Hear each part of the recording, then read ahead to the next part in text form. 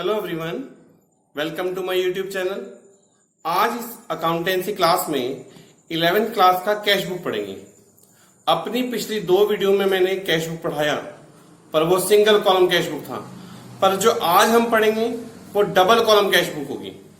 Double column cash book में 2 column बनते हैं और सिंगल कॉलम कैश बुक में सिर्फ 1 कॉलम बनता है, जिसका नाम सिर्फ कैश था। पर डबल कॉलम कैश बुक में एक अकाउंट बनेगा कैश का और एक बैंक का, वो भी दोनों कंबाइन। आइए देखते हैं ये क्वेश्चन कैसे स्टार्ट करते हैं। मैंने फॉर्मेट बनाया हुआ है, date, particular, voucher number, LF, cash और बैंक। इस साइड भी है date, particular, voucher number, LF, cash, bank, उस साइड भी है। ये दोनों जो साइड है ये प्लस वाली है। कैश बढ़ेगा तब भी इस साइड में और बैंक बढ़ेगा तब भी इस साइड में। पर ये कैश और बैंक कम होगा तो इस साइड लिखेंगे। इसे एक्सप्लेन करने के लिए मैंने एक क्वेश्चन यहां पे फ्रेम कर रखा है, देखिएगा। Enter the following transaction in the cash book with cash and bank column. पहला ट्रांजैक्शन लिखा है, बैलेंस दिया हुआ है, हमारे पास बैलेंस है, यानी हमारे पास ऑलरेडी एक चीज पड़ी हुई है। कैश इन हैंड कितना पड़ा हुआ है? अगर कैश इन हैंड हमारे पास है तो ये आंसर प्लस का है, तो ये अमाउंट किसमें लिखेंगे हम लोग? कैश वाले कॉलम में। क्लियर? इसी के बाद लिखा है ओवरड्राफ्ट, बैंक अकाउंट ₹5000, यानी ये बैंक अकाउंट का माइनस का आंसर दिया। ओवरड्राफ्ट तब होता है जब हम अपने अकाउंट में से जितने पैसे हो उससे एक्सेस निकाल लें, तो ये आंसर माइनस का है, तो ये बैंक के कौन से कॉलम में लिखेंगे?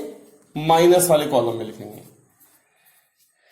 क्योंकि ये फर्स्ट ट्रांजैक्शन है तो इसे लिखेंगे बाय बैलेंस ब्रॉट डाउन, और इसे भी लिखेंगे टू बैलेंस ब्रॉट डाउन।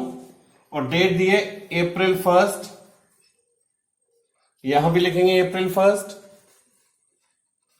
और अगर इसमें कोई ट्रांजैक्शन नहीं है तो डैश लगा दीजिए। पर ध्यान रखिएगा, जो चीज हमारे पास बैलेंस होती है उसकी एंट्री पास नहीं होती, इसलिए इसे ब्रॉट डाउन लिखते हैं। यानी ये ट्रांजैक्शन हो गया हमारा, हमने टिक लगा दिया। इन्वेस्टमेंट फर्दर कैपिटल, हमने और पैसे बिजनेस में लगाए हैं। बिजनेस में पैसे लगाने का राइट होता है कंपनी के मालिक का, और ये अकाउंट बना रहा है अकाउंटेंट, तो मालिक ने अकाउंटेंट को पैसे दिए होंगे, तो इसका मतलब हमारे पास पैसा आया है। लिखा है investment further in capital ₹10,000, out of which 6,000 deposit into bank. यानी मालिक ने जो 10,000 रुपए दिए हैं वो दिए कैसे हैं? 6,000 तो हमारे अकाउंट में जमा करा दिए और टोटल 10,000 है, तो 4,000 हमें कैश दिया होगा।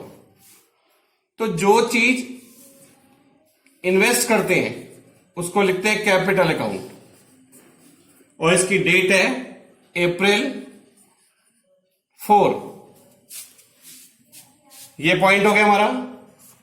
इसके बाद लिखा है date 5, sold goods for cash, हमने सामान बेचा, पर लिखा है नगद बेचा है।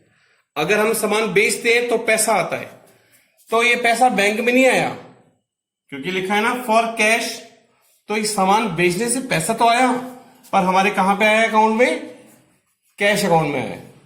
तो ये इसका रीजन क्या है? ये पैसा जो आया है वो किस वजह से आया है? क्योंकि हमने सेल किया है, तो क्या लिखेंगे? To sale. और ये ट्रांजैक्शन है April 5 का। ये भी पॉइंट हो गया।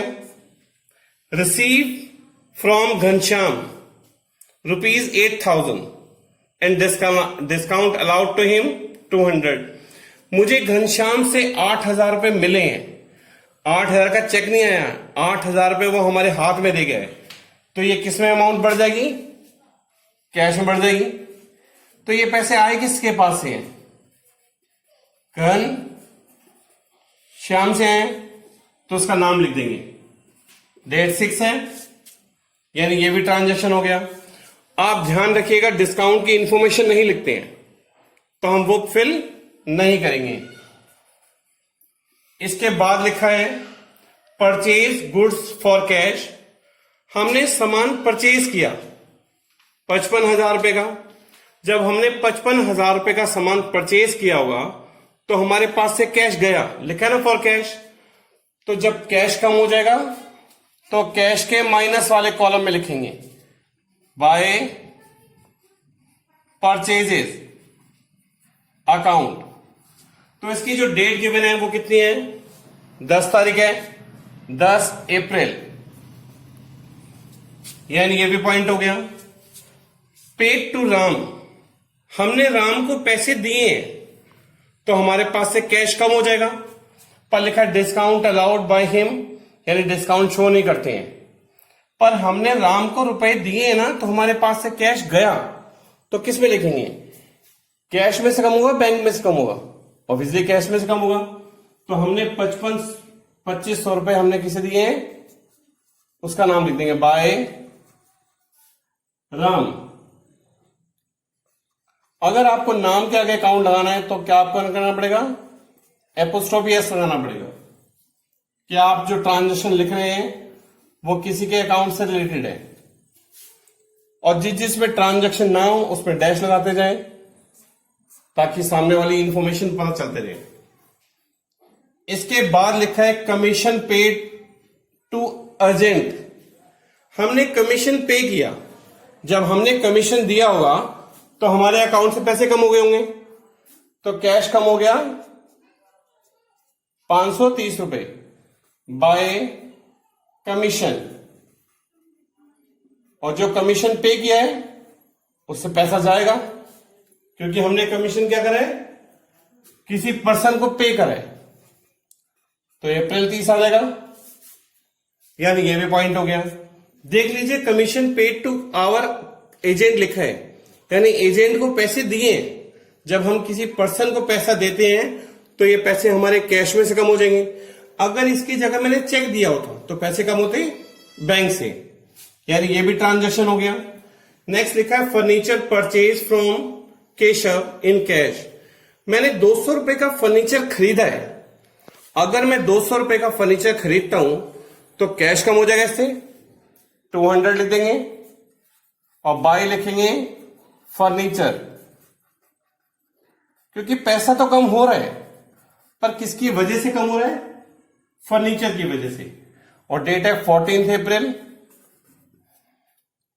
नेक्स्ट लिखा है रेंट पेड, 50 रुपए किराया दिया मैंने, अगर मैं 50 रुपए किराया दूंगा तो कैश कम हो जाएगा, तो 50 रुपीज लिख देंगे बाय रेंट, क्योंकि हमारे पास जो 50 रुपीज कम हुए कैश अकाउंट में से वो किस रीजन से कम हुए, क्योंकि हमने रेंट पे करा है, और इसकी भी डेट है 14 अप्रैल। नेक्स्ट लिखा है इलेक्ट्रिसिटी चार्जेस पेड, अब हमने लाइट का बिल दे दिया है, तो दिया तो पैसे से है ना, चेक नहीं दिया। अगर हम चेक देते तो बैंक से पैसा कम होता, पर हमने पेमेंट करा किससे, कैश से, तो कैश कम हो जाएगा कितना, 10 रुपए, तो बाय क्या लिखेंगे, लाइट एक्सपेंसेस, या आप लिख सकते हैं इलेक्ट्रिसिटी चार्जेस। इसकी डेट है 16 अप्रैल, और इनसे रिलेटेड नहीं है, इसमें डैश लगाते ना कंपलसरी है, क्योंकि आपको ध्यान रहेगा इसका ट्रांजैक्शन किससे रिलेटेड है, यानी ये पॉइंट हो गए। Drew cheque for personal use, अब ये ट्रांजैक्शन है कि मैंने बैंक से पैसे निकाले हैं पर ऑफिस के लिए नहीं निकाले हैं सिर्फ पर्सनल यूज के लिए। और जब कहीं से पैसा हम पर्सनल यूज के लेते हैं उसे लिखते हैं ड्राइंग, क्योंकि ये पैसा ऑफिस में नहीं आएगा, जो भी निकाल रहा है वो अपने घर ले जाएगा। पर्सनल यूज है ना, पर्सनल यूज होता है जो पैसा निकाल के अपने घर ले जाए यूज करने के लिए मालिक, उसे कहते हैं ड्राइंग। तो ये जो पैसा कम हुआ है वो कहां से कम हुआ है, drew cheque from personal use, यानी ये 850 रुपए बैंक से कम हुए, ये कम हुए बैंक से, पर लिखेंगे कैसे, बाय ड्राइंग्स, कि ये पैसा बैंक से कम हुआ है पर ये मालिक पैसा ले गए, तो इसकी डेट है 17 अप्रैल। इसके बाद जो अमाउंट गिवन है, इंफॉर्मेशन गिवन है, वो है कैश सेल्स। 2500 रुपए का सामान मैंने बेचा, जब 2500 रुपए का सामान बेचा होगा तो हमारे पास कैश आया होगा, तो कैश अकाउंट बढ़ जाएगा इससे 2500 रुपए, और लिख देंगे किसके वजह से बढ़ा, सेल्स की वजह से, क्योंकि हमने सामान क्या करा है, सेल किया है। और इसकी डेट है 17 अप्रैल और अमाउंट दी है इसकी 2500। ये भी पॉइंट हो गया। ध्यान रखिएगा, बहुत आराम से लिखा है मैंने ये point. Collection from Ichchha ₹4000 deposit into bank on 19 April. 18 अप्रैल को मुझे चेक मिला तो एंट्री बनेगी cheque in hand account debit. और 2 ये चेक दिया किसने, इच्छा ने। अगर किसी पर्सन से चेक मिलता है, अगर कोई पर्सन हमें चेक दे रहा है तो हमारे पास चेक आएगा, और जब चेक आएगा तो चेक इन हैंड लिखेंगे। और वो चेक किसने दिया है, इच्छा ने। यानी ना तो ये बैंक आया ना यहां कैश आया, तो इसकी एंट्री पास नहीं होगी। और मैं लिख दे रहा हूं, जब चेक आता है तो एंट्री नहीं होती है। ये सबके लिए लिखा है, जिससे ध्यान रहे।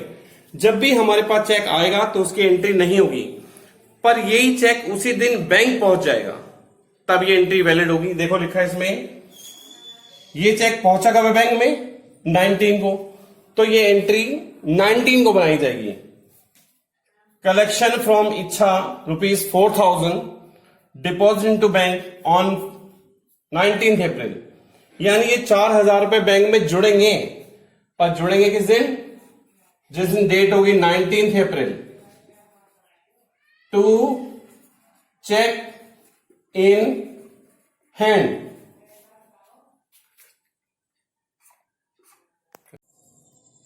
नेक्स्ट पॉइंट लिखा है, drew from bank for office use. ये पैसा जो बैंक से निकल रहा है वो ऑफिस आ रहा है, यानी ऑफिस का कैश बढ़ रहा है पर बैंक का कैश कम हो रहा है।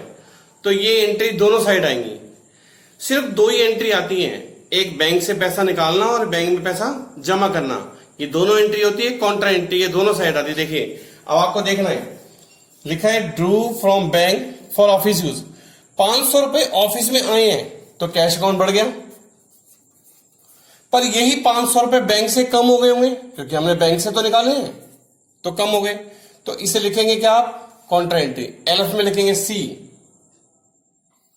पर लिखेंगे क्या, ये लिखा है बैंक, पैसे बैंक में, तो नाम आएगा बाय कैश अकाउंट। और ये लिखे कैश में तो आएगा टू बैंक अकाउंट। नाम अपोजिट आता है और डेट है इसकी 19 अप्रैल। इसमें भी लिखेंगे 19 अप्रैल। ये भी पॉइंट हो गया। Dividend receive by the cheque ₹50 depositing to bank on same day. देख लीजिए, ये चेक आया और उसी दिन बैंक में जमा हो गया, तो ये एंट्री होगी। अगर ये चेक अगले दिन या बाद में जमा होता तो जिस दिन वो जमा होता उसी दिन एंट्री होती। तो ये 50 रुपीज कहां बढ़ जाएंगे, बैंक में बढ़ जाएंगे। और ये किस वजह से बढ़े, टू डिविडेंड। डेट है इसकी 24 अप्रैल। पर ध्यान रखिएगा, जहां नहीं है वहां डैश लगाते जाइएगा। ये भी पॉइंट हो गया। Commission receive by cheque 230। अब देखिए चेक मिला है 25 तारीख को, आगे लिखा है डिपॉजिटेड इनटू बैंक ऑन 28 अप्रैल। ये चेक किस दिन पहुंचा है, 28 अप्रैल को। तो ये 25 तारीख को एंट्री बननी है, नहीं बनेगी। ये चेक जिस दिन पहुंच रहा है उसी दिन बनेगी, 28 तारीख को। तो 28 तारीख को बैंक में कितने बढ़ जाएंगे, 230 बढ़ जाएगा। और 2 लिखेंगे इसे। चेक अगर अगले दिन पहुंचता है तो लिखते हैं cheque in hand. Cheque in hand. Cheque in hand क्यों लिखना पड़ता है, जिस दिन चेक मिले उसके अगले दिन पहुंचे, उससे बाद पहुंचे, तो उसके नाम से कोई मतलब नहीं रहता। सिर्फ क्या लिखा होता है, चेक इन हैंड। क्योंकि ये चेक हमारे हाथ में था जो हमने बैंक में जमा कराया है। तो ये जमा किस दिन हुआ, 28 अप्रैल को। ये भी पॉइंट हो गया। Drew from bank salary for staff. हमने 1500 रुपए स्टाफ को सैलरी दी है चेक से, तो 1500 रुपए कम हो जाएगी बैंक से। बाय सैलरी, डेट दी हुई है 29 अप्रैल। नेक्स्ट लिखा है paid salary for manager by cheque. अब हमने फिर चेक दिया। जब भी हम चेक देते हैं तो पैसे कहां से कम होंगे? बैंक से। ये 500 रुपए किसे दिए हैं? ये भी सैलरी है, पर ये सैलरी किसकी है? मैनेजर सैलरी है। ये भी पैसे बैंक से कम होंगे, क्योंकि जब भी हम किसी को चेक देते हैं और चेक का पेमेंट किससे होता है? बैंक से। ये भी ट्रांजैक्शन हो गया और ये भी ट्रांजैक्शन हो गया। Deposit cash into bank. अब ये 1000 रुपए बैंक में जमा कराएंगे तो बैंक में 1000 रुपए बढ़ गए, पर ये 1000 रुपए कम कहां से हुए? हमारे पास से, तो कैश कम हो जाएगा। पर ये कॉन्ट्रा एंट्री है, क्योंकि एक ही एंट्री दोनों जगह आ गई है, तो क्या लिखेंगे इसे? सी। नाम क्या आएगा? ये कैश में लिखा है तो बाय बैंक अकाउंट, और ये लिखे हैं बैंक में तो लिखेंगे टू कैश अकाउंट, और डेट है 30 अप्रैल।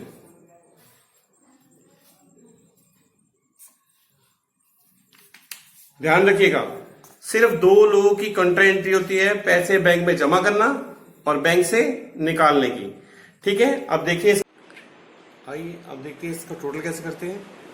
तो टोटल करने की तरीका है कि सबसे पहले आप कैश का टोटल कर लेंगे। कैश अकाउंट का टोटल जो है वो टोटल आएगा 18,400। पर अगर हम इस साइड के कैश का टोटल करें, इस साइड के, तो देखिएगा इसका टोटल आएगा 9,790। आपने देखा इस साइड का टोटल ज्यादा है और इधर का कम है, तो इस टोटल में से ये टोटल क्या करेंगे? माइनस करेंगे। तो जो बचेगा उसे लिखेंगे बाय बैलेंस सीडी। वो डेट हमेशा आखिरी होगी, अप्रैल 30। तो इस टोटल में से जब ये टोटल माइनस करेंगे, देखिए 18,400 माइनस 7,090, 0 1, यहाँ हो गया 13 6, यहाँ बचा 17 8, तो बैलेंस बचा 8,610। ये लिखते ही टोटल दो साइड इक्वल हो जाएगी। अब जैसे टोटल इसका करा वैसे इसका करेंगे। बैंक का टोटल करा हमने, इस साइड बैंक का टोटल है 12,280, यानी इसका टोटल आएगा 11,000, सॉरी, क्योंकि 6 4 10 और 1 11, 11,280। और इस साइड का जो टोटल है वो आएगा 8,350। इस टोटल में से आपको ये टोटल क्या करना है? माइनस, तो बचेगा 2,930। लिखते ही बोथ साइड टोटल क्या हो जाएगा? इक्वल हो जाएगा। और ये जो बैलेंस आया हुआ है ये आप नीचे ले आएंगे, to balance brought down. Date होगी अगली मार्च अप्रैल के बाद मई 1। इसका बैलेंस है 8,610 और उसका है 2,930। फिर आपका काम है सबसे लास्ट में आप पूरे क्वेश्चन को क्लोज कर दें। ध्यान रखिएगा कि आपको टोटल लिखना कंपलसरी है। जहां भी टोटल कर रहे हैं आप टोटल लिख जरूर दें।